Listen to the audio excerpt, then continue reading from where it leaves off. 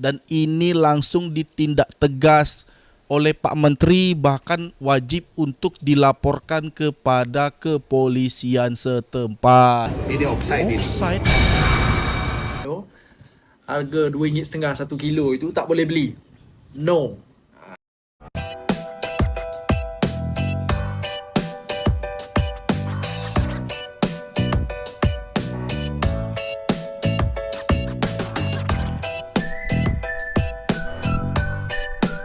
Semua kampus yang kita ingin bangun, saudara-saudara, kita kekurangan dokter, kita kekurangan ratusan ribu dokter. Rakyat kita perlu dokter gigi. Tidak bisa hanya dengan bicara, dengan memfitnah, menghardik, mengejek, tidak bisa. Betul, Kita Pak. harus buka sekolah-sekolah, kampus-kampus yang banyak, dan saya akan buktikan kepada seluruh rakyat Indonesia dalam waktu dekat kita akan buka kampus-kampus kedokteran. Dan di kampus kedokteran ini, dan rencana saya kampus-kampus kedokteran, kampus-kampus teknik dan yang sebagainya nanti dibuka untuk semua anak-anak Indonesia, dan mereka tidak boleh bayar, dibayar oleh negara. Tepat sekali apa yang dikatakan oleh Pak Presiden Republik Indonesia bahwa sekarang negara kita kekurangan ratusan ribu dokter, terlebih di daerah luar dari ibu kota, di luar Jawa, di Kalimantan, Sulawesi, apalagi di Papua. Benar sekali, Pak, karena banyak orang Indonesia yang berobat lari ke Malaysia untuk mencari kesehatan di sana, karena pada dasarnya di Indonesia ini kekurangan dokter. Di Aceh sampai ke Papua sana, kalau di Jawa oke lah, tidak masuk hitungan, tapi kalau di daerah Papua, daerah terpencil sana, mereka banyak jumlah orang yang sakit, orang yang memerlukan perawatan. Dan tak usah jauh-jauh, pengalaman saya pribadi itu berobat ke hospital atau rumah sakit, satu dokter itu pasiennya bisa lebih di angka 30 orang. Jadi kita mesti mengantri. Bahkan itu saya datang dari jam 9, dari pukul 9 pagi sampai tengah hari, dan sore datang lagi untuk jumpa sama dokternya. Itulah pengalaman, guys, ya. Tapi tak perlu saya sebutkan hospitalnya di mana. Oh, this is a good news. I love this one. Akhirnya, finally, kerajaan akan buat satu lagi perkara besar, yang mana bermula 1 Mac 2026. Warga asing ataupun bukan warga negara tak boleh beli dah minyak masak subsidi. Minyak masak paket tu, harga RM2.5 1 kilo itu tak boleh beli. No. Larangan itu dilaksana bawah peraturan kawalan berkalal mengikut Seksyen 6 Akta Kawalan Berkalal 1961. Kalau tak silap. Untuk warga negara macam kita, rakyat Malaysia ini, kerajaan buat aplikasi e-kos. Dah lama dah, tahun lepas lagi ada, bulan Mei tak silap tahun lepas, dilaksana secara berperingkat lah ikut kawasan, sasar kepada jualan rahmah.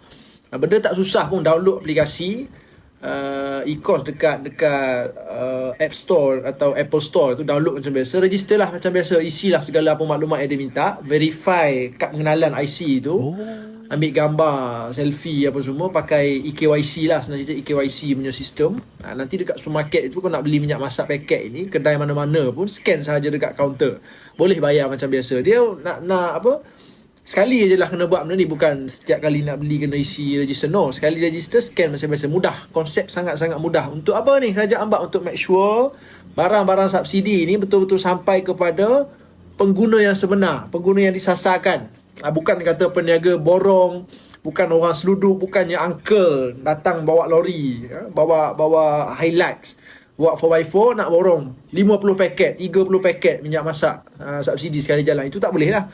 Itu yang kerajaan nak elakkan, kerana dia tak sampai kepada pengguna sebenar.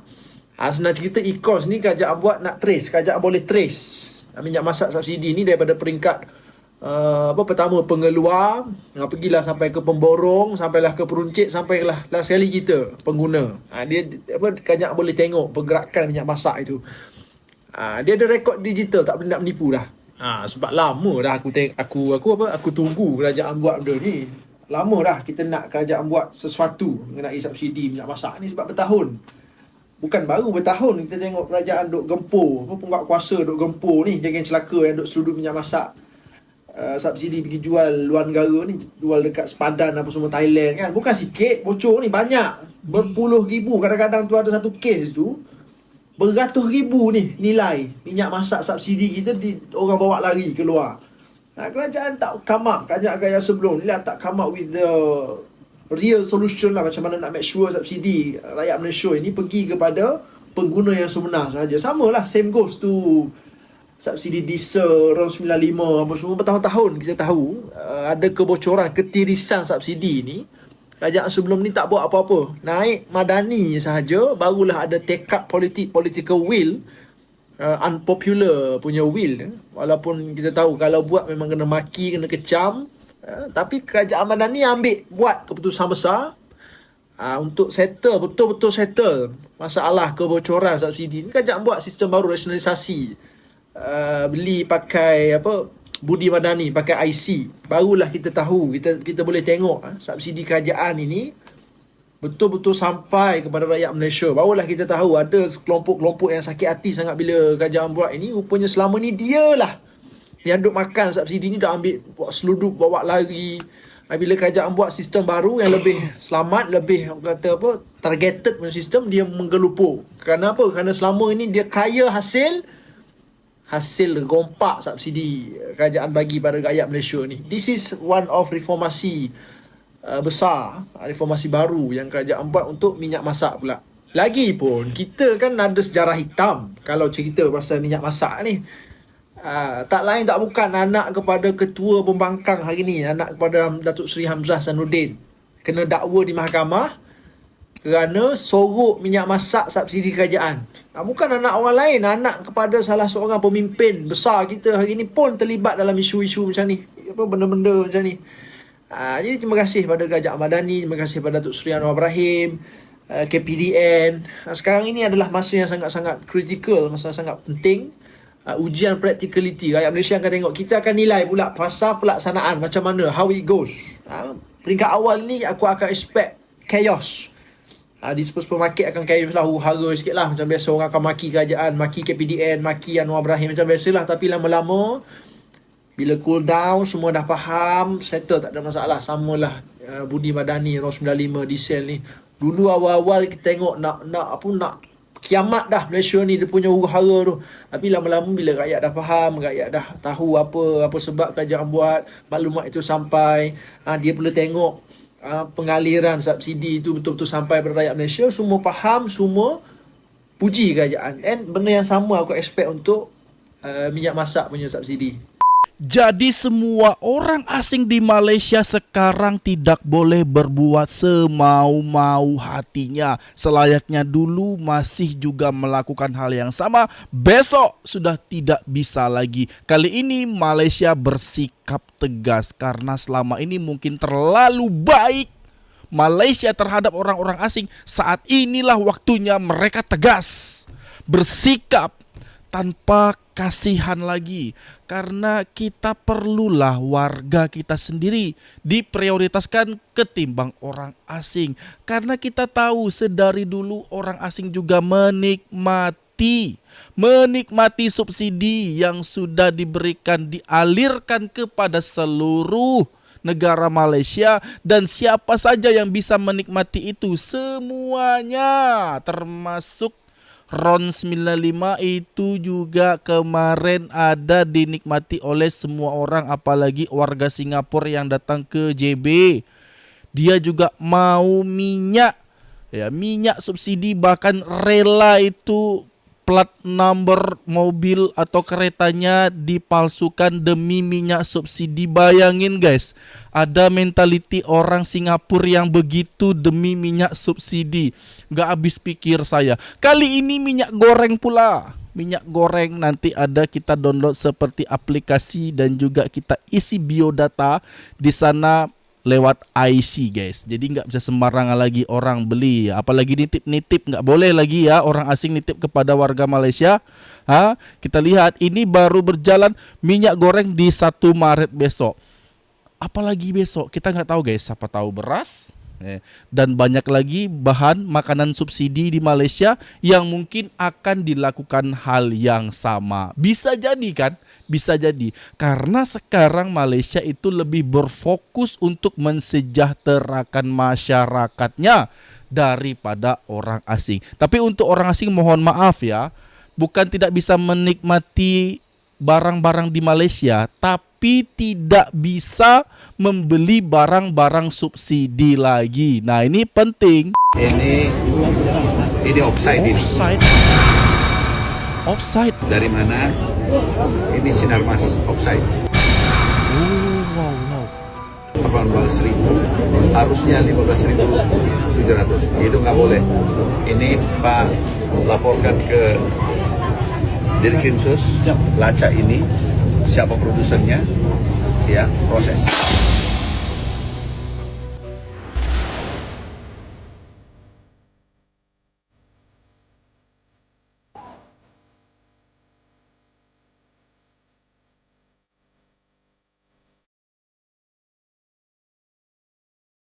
Ini berapa harganya, Pak?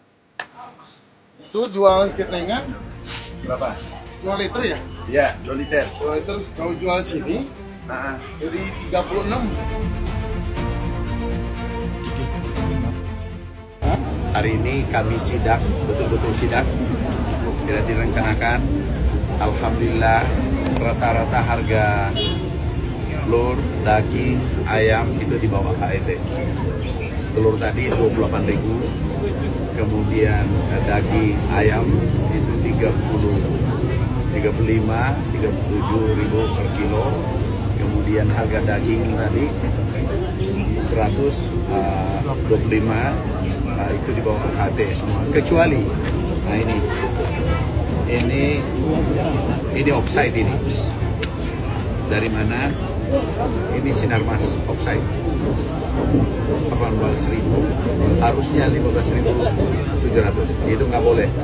Ini Pak laporkan ke Dirkrimsus Lacak ini, siapa produsennya, ya proses. Nggak boleh ada menjual di atas HET. Sekarang penindakan, bukan lagi himbauan. Ini himbau sudah berapa, 1 tahun kita himbau. Sekarang kami serahkan Dirkrimsus Polda atau Polres, langsung lacak dari mana, dan ditindaki. Kalau perlu dicabut izinnya.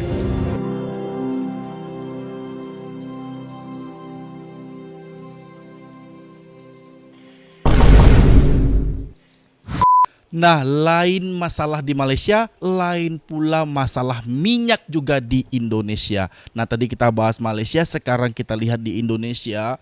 Minyak goreng yang harusnya Rp15.700 per liter menjadi Rp18.000. Nah, dan ini langsung ditindak tegas oleh Pak Menteri, bahkan wajib untuk dilaporkan kepada kepolisian setempat. Nah, kalau di Malaysia minyak goreng subsidi itu berapa tadi ya kalau nggak salah saya. Udah dibahas tadi, dikatakan bahwa kurang lebih RM2.50 ya guys. Itu kalau dirupiahkan sekitar 10 atau Rp10.500 lah kalau dirupiahkan. Nah, kalau di Indonesia ternyata 15.700 harusnya guys ya. Dan itu juga nilainya masih lebih mahal. Dan itu yang sudah disubsidi guys ya. 15.700 di Indonesia yang sudah disubsidi. Di Malaysia itu RM2.50. Kalau tak silap ya segitu ya. Dan itu harganya kurang lebih paling mahal Rp11.000 lah ya. Tergantung kurs saat ini. Karena nilai ringgit itu semakin hari kayaknya semakin naik ya. Dan itu tadi video dari aku. Semoga video ini bermanfaat bagi kita semua. Aku mohon maaf jika ada kesalahan kata, kesalahan sikap anda semua mohon dimaafkan karena saya hanyalah manusia biasa yang tak luput dari kesalahan. Dan saya akhiri video ini. Wabillahi taufik walhidayah. Wassalamualaikum warahmatullahi wabarakatuh.